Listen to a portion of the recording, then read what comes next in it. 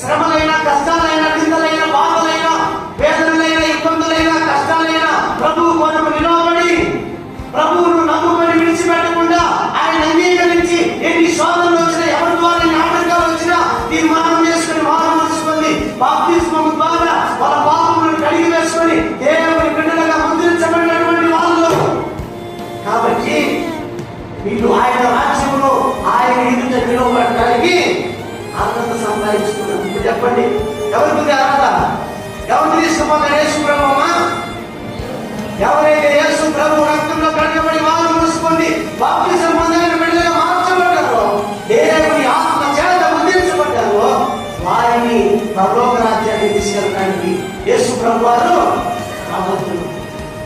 ఒకవేళ నీకున్న నిరీక్షణ ప్రకారం, నాకున్న నిరీక్షణ ప్రకారం మధ్యాకాశంలో ప్రభు యేసు క్రీస్తు వస్తే ఇక్కడ కూర్చున్నటువంటి వారు ఎవరు